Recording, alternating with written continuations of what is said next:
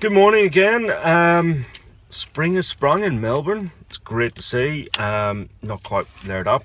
I'm typical Irishman. Sun comes out, so all of a sudden you take the clothes off. So back down to his shirt in this beautiful weather, nice and early. So just wanted to touch on a couple of things this time of year. Spring starting. So we've had a good bit of rain through winter.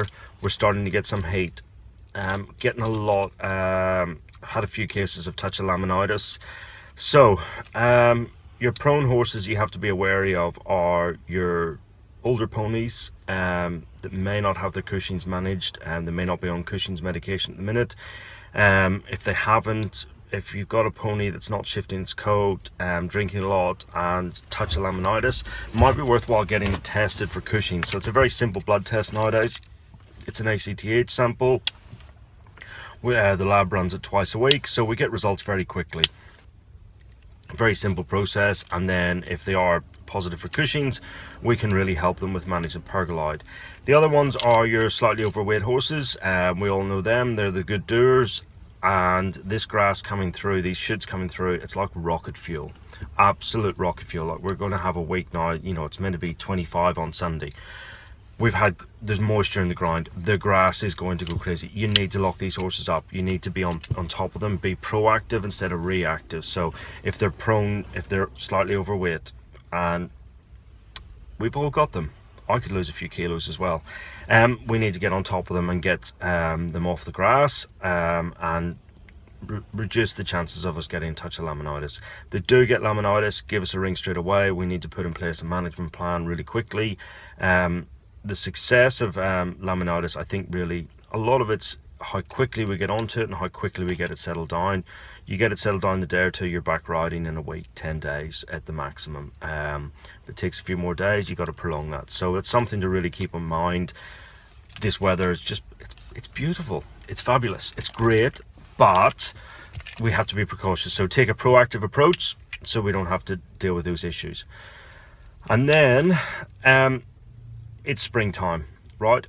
We get on the Mornington Peninsula and Cranbourne and Gippsland area strangles every year. It breaks out.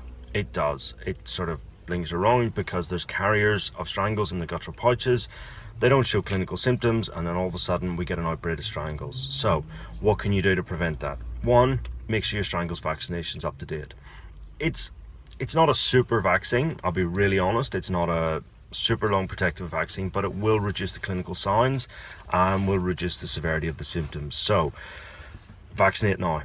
It's a simple, you can buy it in the feed store. It's into the muscle. It's a really simple thing. Some horses will react to the strangles vaccine and get a sore neck, so don't do it the day before competition. Try and, if you've got a break in competition schedule, get it done on the Monday after your last competition. They might need bute for a few days if they get a bit of swelling. It's the same as you and I getting the flu vaccine. You get a bit sore. That's the body's reaction. It's normal. It's not abnormal. That's what happens.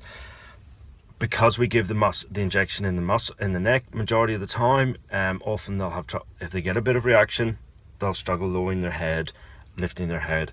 There'll be the occasional one can get a bit of swelling and look a bit uncoordinated. My pony does it. She does it every time. You just give a bute for a few days and it's fine. It's no problems at all. So keep on top of that. Competition time, try not mixing horses. Try not to have horses, if your horse has got a snotty nose, don't take it to the competition. Do those simple things, and you know, buy a packet of wet wipes. I think I've got them in the car. These here, great ones. Well, they're not super great, but between handling horses, wipe your hands. You're the biggest transfer. We can be the biggest transfer of strangles between horses, especially at competitions. So really important, real simple hygiene things like that there really help. So those are just a couple of little things just to keep in mind heading into spring. It's a great time to get everything up to date so that you have a great competition season. We know a lot of people start to compete quite heavily now. The weather's improving, you're riding more, you want to be out and about and doing stuff. So I get that. So let's take the time now to invest, making sure A, we don't laminitis coming up, and B, we don't have any strangles. So get your vaccination up to date.